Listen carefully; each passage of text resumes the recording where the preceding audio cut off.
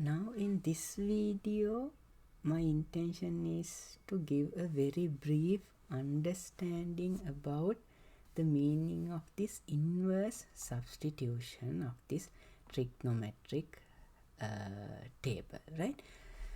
So now to explain that, first consider the integral of this format, right? Now, for these types of integrals, it is a common practice to use this substitution, right? Now, this has nothing to do with the table above, okay? This is just a separate problem, and we can see that as you have a sine theta d theta term in the numerator, we can use this substitution.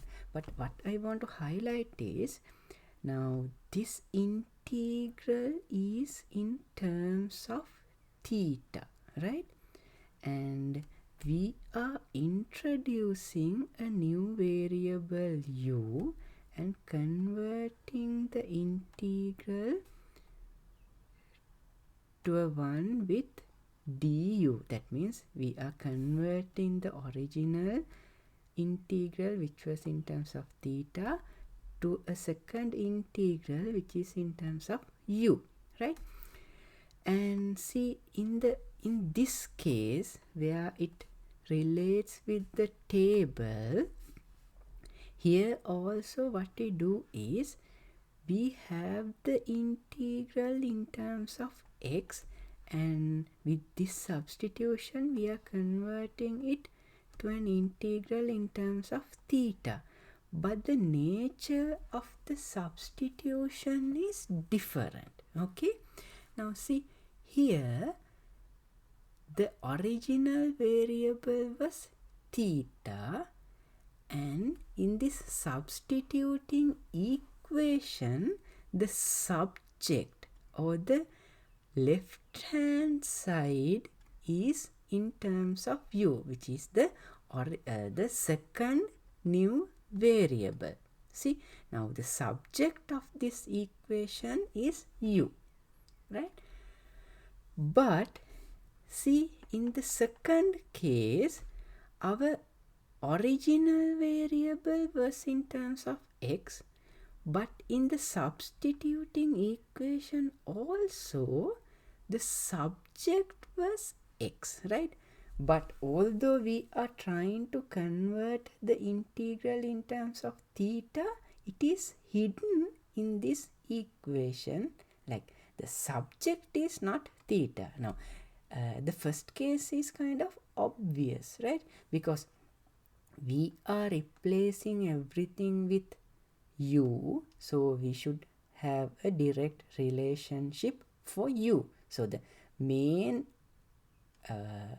or the variable that should have a higher importance for this one should be u, right? So the main subject for this equation was u, right? But in this case it is not so, right? In other words, to find theta, we will need an inverse of this secant function, right? And the same goes with the other two options as well. To find theta, or to find the to find the second variable, or the variable that runs through the second integral, why do we need to find that variable? Because this second integral is in terms of u, right? So we need to find the behavior of u according to the given original variable. So in this case it is theta. So in this case the original variable was x, so we need to find the second variable, which is theta. We need to find it as a function of x, right? Because then only we can implement it in the second integral, right?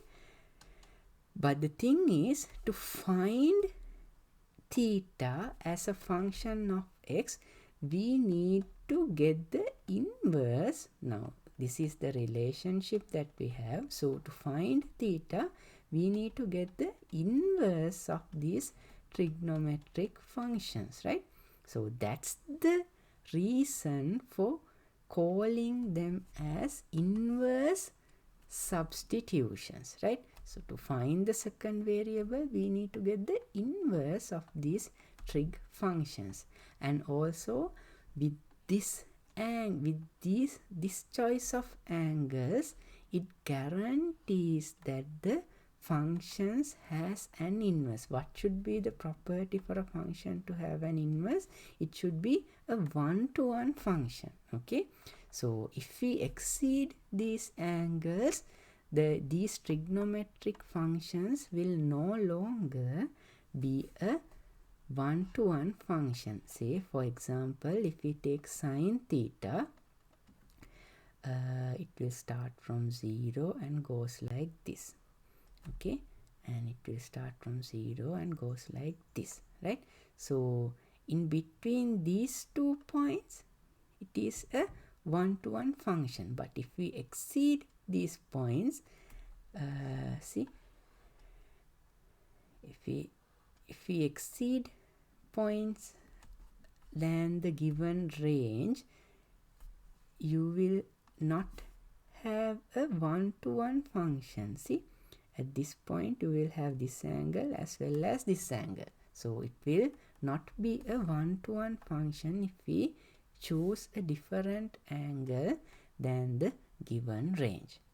Okay, so in the next video we can conclude the section 7.3.